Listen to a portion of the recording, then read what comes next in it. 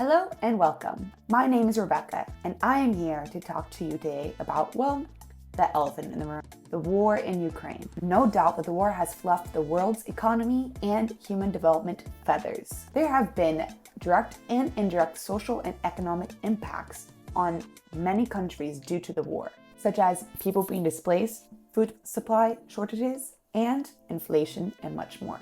Today, I will focus on the economic impacts the war has had on three commodities: food, energy, and fertilizer. I will bring some stats and info on how these commodities have impacted the world and certain countries. I hope you enjoy.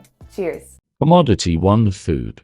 Since the war, the number of countries imposing export restrictions on food has climbed from 3 to 16. Russia and Ukraine alone count for 12% of total calories traded and around 42% of total calories in restricted products. A lot of countries are implementing export restrictions due to times of conflict and wanting to have adequate supply for their own countries. Here's a great graph to give some sort of comparison between major events that have impacted global trade in regards of export restrictions. We can see here that 2008 had a high number of export restrictions, but it looks like now with the Ukraine crisis, it's exceeding what happened in 2008. And the blue line represents COVID and the export restrictions, which is substantially lower. Previous research on the impacts of export restrictions during 2007 to 2008 food price crisis suggests that such policies contributed to 40% of the increase in agricultural prices over the period. Experience suggests that these restrictions will continue to grow. With this in mind, now I want to continue to my first commodity. Food commodity: wheat. Russia is the world's largest wheat exporter, and Ukraine is the fifth, accounting for a combined total of 30% of global wheat exports. Egypt consumes about 145 kilograms of wheat per capita annually, double the global average. Here, this graph shows Egypt purchases about $11 billion of wheat from Ukraine and Russia from 2006 to 2020. This graph shows that about 80% of Egypt's wheat imports come from Ukraine and Russia combined. Since the invasion, much of Ukraine's current export grain stock has been stuck in the war-torn country because of damage to rail infrastructure, closed ports, and Russian blockades in the Black Sea. Egypt has about 4 months of wheat reserves left, and they have made a deal with India to help replace the wheat that they aren't receiving from Ukraine and Russia. Food commodity: soybeans. Soybean oil accounts for 14% of the 92% of all vegetable oils traded in the world's markets, on average between 2019 and 2021. According to the USDA, soybean prices are up 90% now, but you can see that there was a drop at the end of 2021 in production. And this is because in 2021, there was a drought in South America, and South America has the leading producers: Brazil, Argentina, and Paraguay. According to Bloomberg, in a good year, Paraguay produces just over 10 million metric tons, with more than 90% exported as beans, oil, and pellets. But this year, farmers will be lucky if the first harvest reaches 2/3 of its usual yield of about 90 million tons. Farmers are trying to make their fields more resistant to unpredicted rainfall by adopting no-till farming and rotating soy with corn and sorghum to improve soil fertility and water retention. Export restrictions have also distributed the soybean oil markets. Soybean production and prices have been impacted due to the war because the sunflower oil production and prices have been restricted and gone up significantly. Therefore, people are looking for alternatives such as soybeans. April 2022, soybean imports to China amounted to approximately $5.35 billion.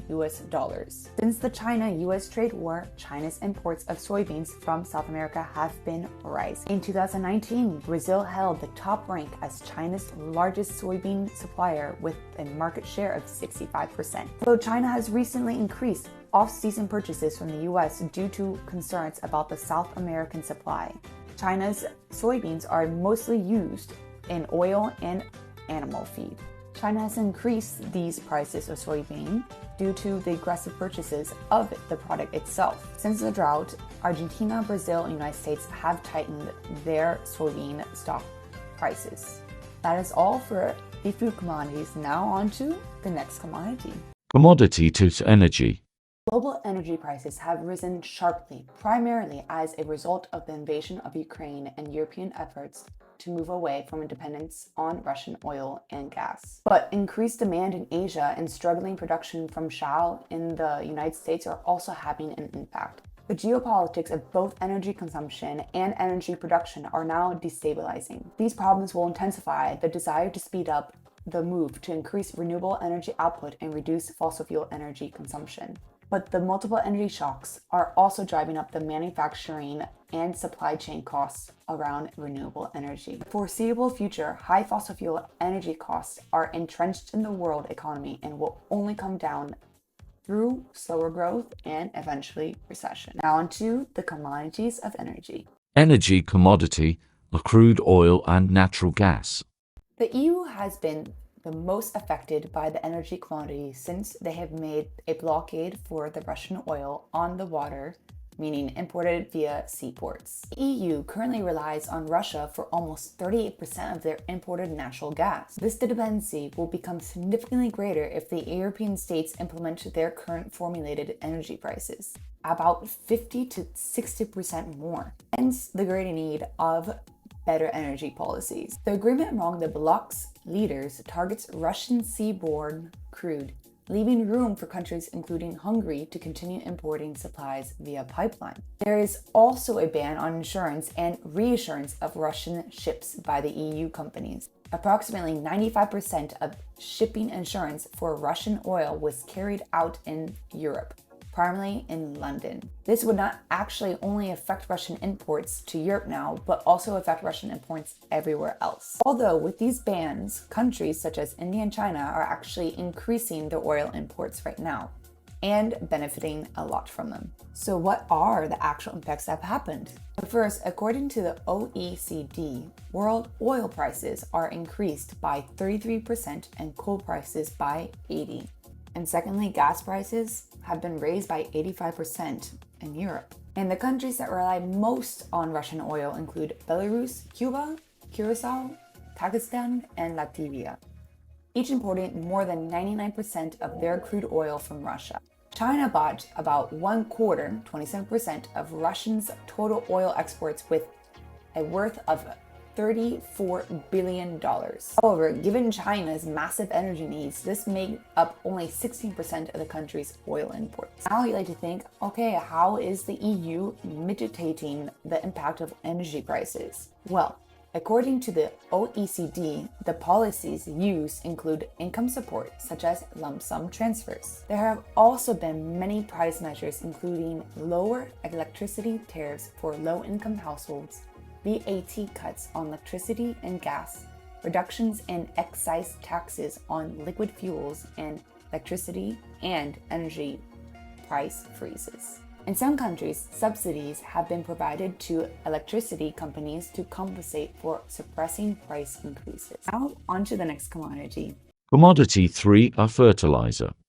The Ukraine conflict, the economic sanctions it triggered, and the disruptions in the Black Sea trading routes have all further increased trade costs and uncertainty about Russian and Belarus exports. In particular, problem for the international fertilizer trade. In 2020, Russia was providing 14% of globally traded urea, the most widely applied nitrogen fertilizer. In this graph, you can see Russia is the #1 exporter of fertilizers and Brazil is the #1 importer of Russian and Chinese fertilizer, but about 8.9 billion of Russian fertilizer. Brazil imports a lot of fertilizer because of the agricultural business. Here's a wonderful graph that shows another timeline and evolution of the prices for food and fertilizer. The EU Commission states that there has been a 225% increase in fertilizer's price index between 2020 and March 2022.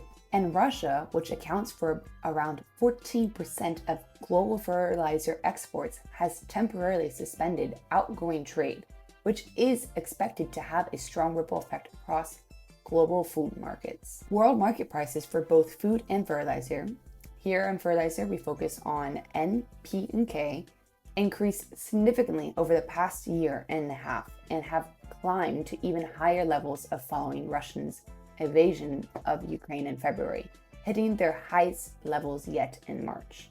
From January 2021 to January 2022, there was a 125% increase. And from January 2022 to March 2022, there is a 17% increase. It is also said that phosphate and potash prices are inching closer to the same levels that we experienced in the 2008 food crisis. So you like to ask, why the increase? Natural gas is a key ingredient in making fertilizer. And as we already know, natural gas prices are going up substantially, therefore affecting the fertilizer pricings. And in addition, the supply distribution caused by sanctions and export restrictions is also causing fertilizer prices to go up. Some European energy prices are so high that fertilizing companies have closed their businesses and stopped operating their plants. Now on to which countries have been affected. Here, this graph shows the Ukraine exports of nitrogen fertilizers in 2020. As you can see, India is the winner of the largest percentage of nitrogen exports from Ukraine. In 2020, the countries that had the largest trade value of imports of nitrogen fertilizers were India, which amounted to $2.6 billion, and then Brazil second, which amounted to $2.47 billion. Between 2019 and 2020, the exports of nitrogen fertilizers grew the fastest in Ukraine. Here is a graph that shows the Russia export of nitrogen fertilizers in 2020. And as you can see, Brazil is the largest percentage of importers. And since 2014, Brazil's nitrogen fertilizer imports grew 4.6% per year. Now these graphs I just showed you show that how much Brazil and India import the fertilizer. But they aren't the countries that have been the mostly impacted from Ukraine and Russia war. The export restrictions had a serious impact on Mongolia because it is trapped between the Russian and Chinese policies and has seen 98% of its fertilizer supply restricted.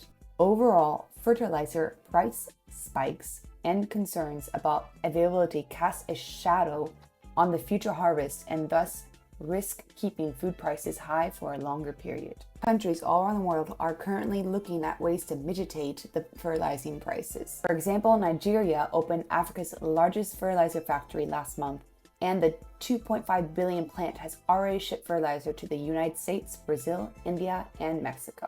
In Kenya, Apollo Agriculture is helping farmers get fertilizer and access to finance. The US Department of Agriculture announced last month that it was issuing a $250 million in grants to support US fertilizer production. Finally, the Swiss government has released a part of its nitrogen fertilizer reserves. That is all for the fertilizer commodity. And on to the conclusion. To conclude, I just want to go over a couple points. This last graph I want to show you shows price increases from April 2020 to March 2022 were the largest for any 23-month period since 1923 for energy and since 2008 for fertilizer and food. It seems to be that the inflation and the food shortages are not going to stop and it's going to increase. The World Bank gives a couple of predictions that could happen due to the war, such as new organic farming area using agroecological methods, monetary policy tightening, intensified debt and other physical challenges in many emerging market and developing economies, particularly commodity importers, prolonged unemployment and extended schooling distributions, and interruption in essential health services, and much more. As mentioned before in some of my videos, there are some mitigation practices that are being taken place and policy changes to help relieve the pressure of the economy worldwide. Nevertheless, there's much more to do. Anyway, that's all from me today. I hope you enjoyed my video. Cheers!